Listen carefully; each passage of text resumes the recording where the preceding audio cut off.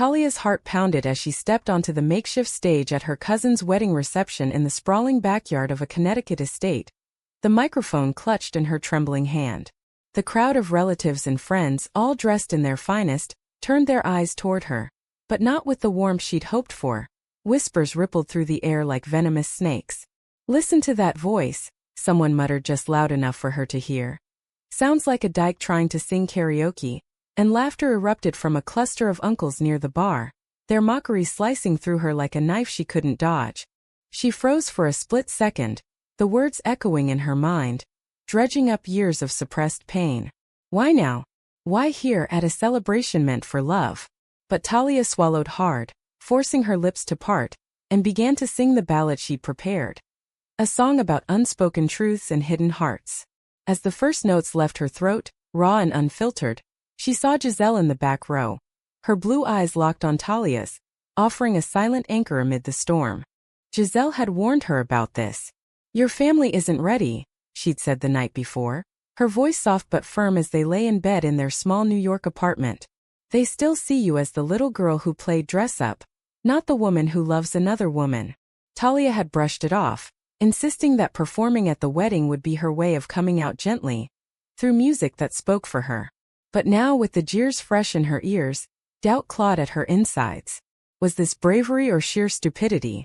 The lyrics poured out, each word a confession she hadn't planned to make so publicly. Her voice, that so-called lesbian voice, they ridiculed, deep, resonant, with a husky edge from years of suppressing her true self, carried the melody with unexpected power. It wasn't the high-pitched femininity her family expected from women. It was hers, authentic and unapologetic. As she sang of love that defies norms, images flashed in her mind. The first time she met Giselle at a Brooklyn poetry slam, how their eyes met across the room, sparking something electric yet terrifying. Giselle, with her sharp wit and unyielding principles, had been the one to push Talia toward self-acceptance. "You're not broken," Giselle had whispered during their first kiss. "You're just you." But family was different. Talia's parents, conservative immigrants from Italy who had built a life in America on hard work and traditional values, had always hinted at their expectations. A husband, children, the white picket fence. Her father, a stern accountant, had once said over dinner, "Girls like you should find a nice boy to settle down with." The implication hung heavy. Girls like her, with her tomboyish ways and aversion to dresses. She hadn't corrected him then, fearing the fallout. Now, as the song built to its chorus, she wondered if this was the moment everything shattered. The reception hall, actually a large tent adorned with fairy lights, felt suffocating despite the open sides. Relatives shifted uncomfortably. Her Aunt Maria crossed her arms, lips pursed in disapproval. Talia pushed through, her inner monologue racing. Why do they care so much? Is my love a threat to their perfect world? The song ended on a high note, her voice cracking just enough to reveal vulnerability, and applause trickled in, polite but sparse. She stepped down, legs shaky, straight into Giselle's arms, who had woven through the crowd. "You were incredible," Giselle murmured, her hand squeezing Talia's.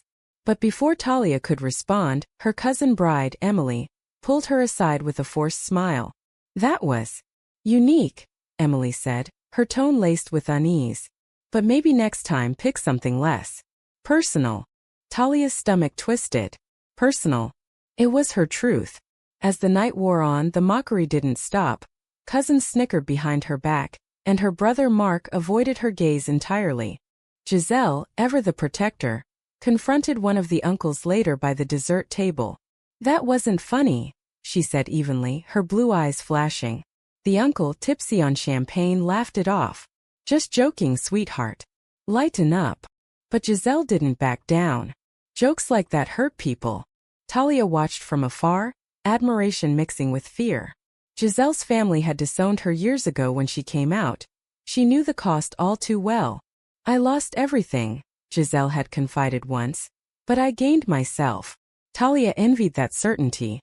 By midnight, as guests trickled out, Talia's mother approached, her face a mask of concern. "What was that song about, Cara?" she asked, using the old endearment. Talia hesitated, her mind screaming to lie, to preserve the fragile peace. But the mockery had ignited something fierce. "It was about me, Mom. About who I love. Her mother's eyes widened, then narrowed. Not here. Not now. The rejection stung deeper than any whisper. That night, back in their hotel room, Talia paced while Giselle sat on the bed, watching. I shouldn't have sung it, Talia muttered. I ruined Emily's wedding. Giselle shook her head. You didn't ruin anything. They did, with their ignorance. But Talia couldn't shake the guilt. Was loving Giselle worth fracturing her family? The question haunted her as she drifted to sleep, dreams filled with echoes of laughter and lost connections. The next morning, breakfast with the family was tense. Mark pulled Talia aside in the kitchen. What the hell was that last night? He demanded. You embarrassed us. Talia's anger flared. Embarrassed? For being myself. Mark sighed, running a hand through his hair. Look, I get it. But Dad's heart isn't great. This could kill him. The words hit like a punch. Was her truth a weapon? She thought of Giselle waiting upstairs, the woman who had taught her to fight for happiness. But at what price? As they drove back to New York, silence filled the car. Giselle reached for her hand. We'll get through this. Talia nodded, but doubt lingered. The wedding had been a catalyst, exposing cracks she couldn't ignore. Little did she know the real storm was brewing. Her father's ultimatum was coming, and it would force a choice that could shatter everything. Talia stared out the window of their cramped Brooklyn apartment, the city skyline a blur through her tears. It had been a week since the wedding, and the fallout was relentless. Her phone buzzed incessantly with messages from relatives, some concerned, others outright hostile. Praying for you, one aunt texted, as if her love for Giselle was a sin to be cured. Talia deleted them all, but each one chipped away at her resolve. Giselle, sensing her turmoil, wrapped her arms around Talia from behind. Talk to me, she urged softly. Talia leaned into the embrace, but her mind raced with conflicting thoughts. How could something so right feel so wrong in their eyes? She remembered the day she realized her feelings for women. High school, crushing on her best friend, burying it deep to fit in. Giselle had pulled her out of that darkness, but now it threatened to swallow them both. The call from her father came that evening, his voice gravelly over the line. We need to talk, Talia. In person. She agreed, dread pooling in her stomach. Driving to her parents' home in New Jersey felt like heading to her own execution. Giselle offered to come, but Talia refused. This is my fight. Giselle's eyes filled with worry. Don't let them erase you. Her parents' living room, with its faded floral couches and family photos on the mantel, felt smaller than ever. Her father sat rigidly, her mother beside him, twisting a tissue in her hands. That song at the wedding, her father began. What did it mean? Talia took a breath. It meant I'm gay, Dad. I'm in love with Giselle. Silence stretched, thick and oppressive. Her father's face reddened. No. You're confused. It's that city life, those liberal friends. He launched into a tirade about family values, tradition, how her choice dishonored their sacrifices. Talia's inner voice screamed. It's not a choice. But she stayed calm. I didn't choose this. It's who I am. Her mother interjected, tears streaming. Think about us. What will people say? You'll never have a normal life. The words normal life echoed, stirring rage. What was normal? Pretending to love a man? Forcing smiles at family gatherings? Talia thought of Giselle's strength, how she'd rebuilt after her own family's rejection, working as a social worker to help others like them. I have a life with Giselle, Talia said firmly. She's my future. Her father stood abruptly. Then choose her or us. The ultimatum hung like a guillotine. Talia's heart shattered. How could love demand such a price? She left without answering, the drive home a blur of sobs. Giselle held her that night, whispering assurances, but Talia wondered if she was worth the loss. Days blurred into a haze of avoidance. At work as a graphic designer, Talia buried herself in projects, but concentration faltered. Colleagues noticed her distraction. One, a straight ally, offered support, but it felt hollow. Society's acceptance was superficial. Rainbow flags in June, but judgment year-round. She scrolled through social media, seeing stories of queer women thriving but also the hate. Online trolls, discriminatory laws creeping back. Giselle faced her own battles. Her job at the LGBTQ center exposed her to daily stories of rejection, fueling her activism. "We can't let them win," she told Talia one evening over dinner. But Talia snapped, "Easy for you to say. You already lost your family." Regret hit instantly. Giselle's face crumpled. "I lost them because I chose truth. And I choose you every time." The argument escalated, voices rising in the small space. "You're pushing me too hard," Talia accused. "I need time." Giselle recoiled. "Time for what?" "To hide again." The word stung, revealing fissures in their relationship. Talia stormed out, wandering the streets, her mind a whirlwind. Was Giselle right? Or was preserving family worth denying herself? She ended up at a coffee shop, where an old friend from college, Sarah, spotted her. Sarah, openly bisexual, listened as Talia poured out her story. "Family love shouldn't be conditional," Sarah said. "But sometimes you have to build your own." The advice resonated, but doubt persisted. Returning home, Talia found Giselle asleep, tear-streaked. Guilt gnawed at her. Their love was real, but the world made it a battlefield. The next blow came from Mark. He called, "Voice urgent. Dad's in the hospital. Stress-induced heart episode." Talia's world tilted. Had her confession caused this? Rushing to the ER, she found her mother weeping. "This is because of you," her mother hissed. Talia recoiled, inner turmoil peaking. "Am I a monster for loving?" Doctors stabilized her father, but the visit was fraught. He barely looked at her. "Go home," he muttered. Talia left, broken. Giselle waited, ready to fight, but Talia questioned everything. The pressure mounted, leading to a decision that could betray them both. Talia sat in the dim light of their apartment, staring at the ultrasound photo her brother had emailed. His wife was pregnant, a family joy she might never share. The image mocked her, a reminder of the normal path she'd veered from. Giselle, sensing the shift, pressed gently. "What's eating you?" Talia confessed the hospital visit, the blame in her mother's eyes. "They think I'm killing him."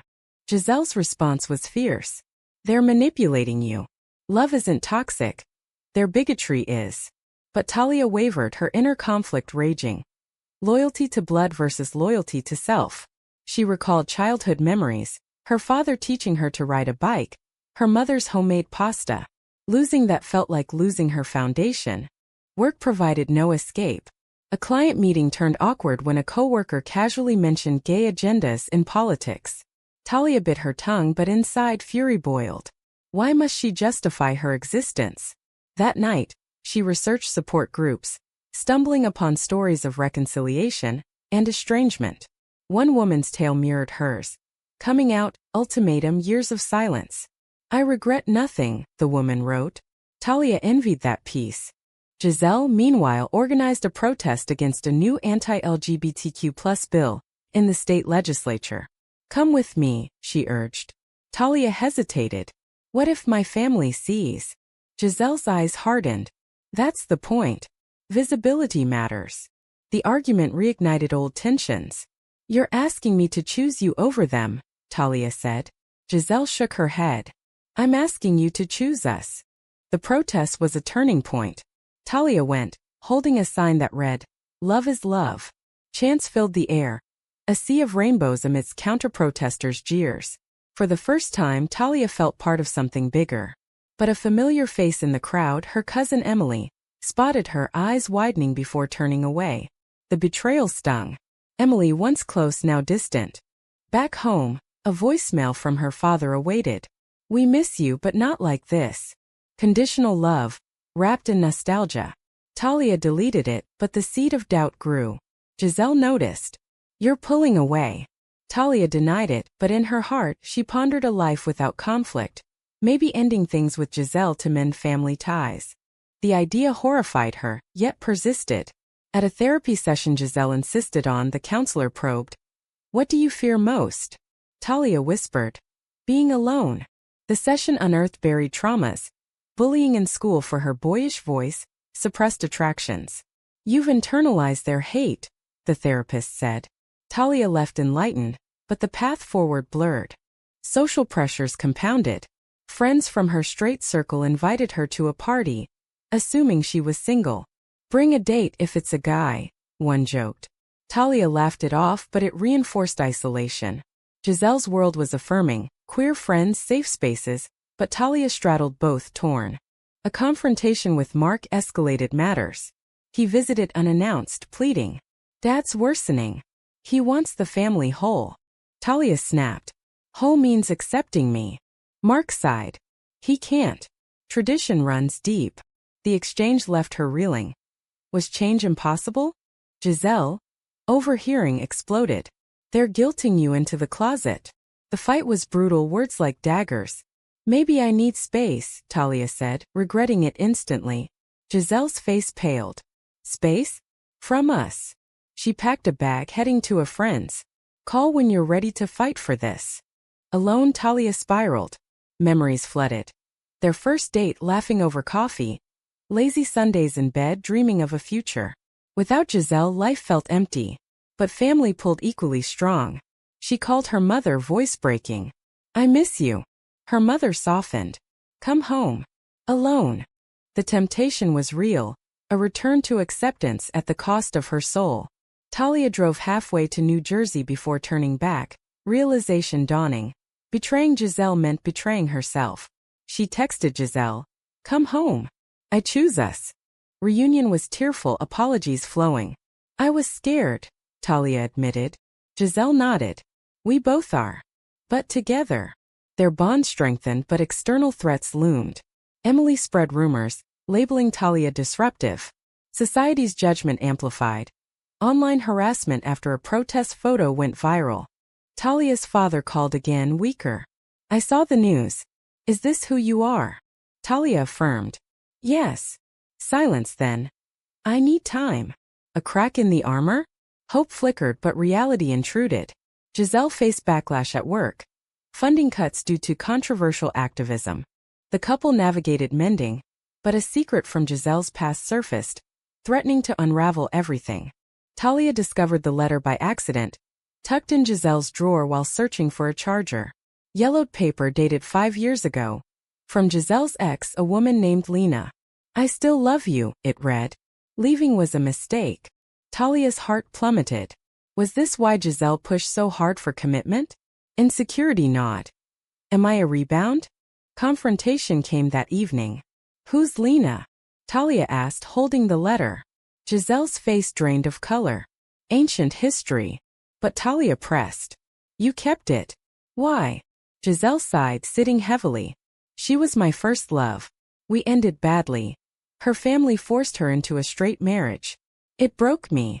The revelation stirred jealousy and empathy. Giselle had never mentioned Lena's depth. Do you still feel something? Talia whispered. Giselle shook her head. No. But it reminds me what we fight for. Doubt lingered in Talia's mind. Was their love pure, or shadowed by past ghosts? Family drama intensified. Her father, post-hospital, invited her for dinner alone. No Giselle, he specified. Talia refused. She's part of me. He hung up. The rejection fueled her resolve, but inner turmoil persisted. Why couldn't they see her happiness? At a support group, Talia shared her story. Others nodded knowingly. Tales of disownment, slow acceptances. One woman advised, give them time but don't wait forever. Talia left empowered, vowing to live authentically. Giselle's activism hit a snag. A colleague betrayed her, leaking emails to conservative donors. Funding dried up. Whispers of firing circulated. This is retaliation, Giselle fumed. Talia supported her, but fear crept in. Their visibility invited attacks. A heated debate at work exposed societal divides. Talia's boss, discussing diversity, quipped, as long as it doesn't affect productivity. Talia challenged him. My identity isn't a distraction. He backpedaled, but the incident highlighted workplace prejudice. Home became sanctuary yet strained. Giselle's stress manifested in distance. I'm fighting for us, she said. Talia nodded but thought. At what cost? A weekend getaway to the Catskills offered respite, hiking, talking. I almost lost you, Talia confessed. Giselle smiled. We're stronger now. But Lena reappeared. A message on Giselle's phone. Heard about the protest. Proud of you. Coffee. Talia saw it, heart racing. Delete it, she demanded. Giselle did, but tension simmered. It's nothing, Giselle insisted. Talia wondered. Was trust fracturing? Her mother's surprise visit escalated things. Your father's sorry, she said tearfully. But that woman. She's influencing you. Talia defended Giselle fiercely. She's my partner. Her mother left in tears, leaving Talia guilty yet defiant. Mark mediated, arranging a family meeting.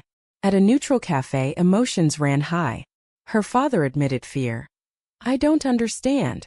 Talia explained patiently. Love isn't gendered. Tears flowed. No resolution but dialogue opened. Giselle, supportive from afar, faced her own crisis. Lena showed up at the center seeking help, her marriage failing. Giselle helped professionally, but Talia felt betrayed. You didn't tell me. Giselle apologized. I didn't want to worry you. The argument peaked. Secrets destroy us. Talia yelled. Giselle countered. I'm human. They slept apart, silence heavy. Reconciliation came slowly. Giselle explained Lena's irrelevance. You're my everything. Talia forgave, but scars remained. Society's maw widened. A local news story twisted the protest, painting activists as radicals. Harassment followed, threatening calls, online slurs. Talia and Giselle clung tighter, but paranoia grew. A pivotal choice loomed. Giselle offered a job in California, away from toxicity. Fresh start. Talia hesitated, leaving family? But staying meant endless battles. Her father called voice softening. I watched a documentary. Maybe I was wrong. Hope surged, but trust was tentative. As they weighed options, a betrayal from within struck. Emily revealed a secret from Talia's past, twisting it to fuel family discord. The email from Emily landed like a bomb. Talia's been lying. She dated a guy in college, proof she's not really gay. Attached was an old photo, Talia with her ex-boyfriend, from a time of denial. Talia's stomach churned. How had Emily gotten it? The family chat exploded. Accusations of confusion, demands for truth. Talia's inner scream.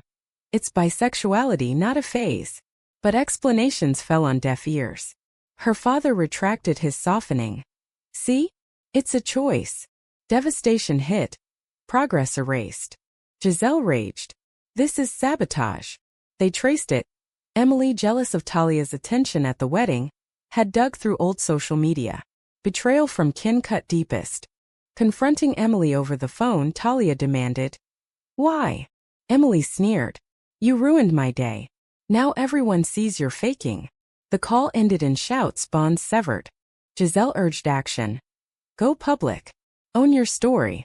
Talia wrote a social media post, detailing her journey, experimentation, realization, love for Giselle. Responses poured in. Support from strangers, silence from family. Mark reached out privately. Emily's wrong. I believe you. A small victory, but isolation lingered. Work suffered. Talia took leave, therapy intensifying. You're grieving, the counselor said. The family you thought you had. Talia nodded, processing loss. Giselle's job offer pressed. California could heal us. Talia imagined it, beaches, acceptance. But roots tugged. What about reconciliation? A family intervention surprised her. Her parents arrived unannounced, faces etched with regret. We read your post, her mother said. Her father added haltingly. I don't get it, but I love you. Tears flowed, une tentative. No full acceptance but a bridge. Giselle joined, tension palpable. Thank you for trying, she said. The evening was awkward, questions probing but honest. Weeks passed, relations thawed slowly. Dinners included Giselle. Conversations evolved from strained to curious. Society's shadows remained. Bills threatening rights, casual bigotry, but personal wins fortified them. Talia reflected. The mockery at the wedding had sparked change, painful yet necessary. Losses, friends, illusions, but gains. Authenticity, deeper love. As they planned a commitment ceremony, small and intimate, Talia whispered to Giselle, worth every tear. Giselle smiled. Always. Yet mending was fragile. A slip from her father, when you find a man, reminded her of ongoing battles. But Talia stood firm.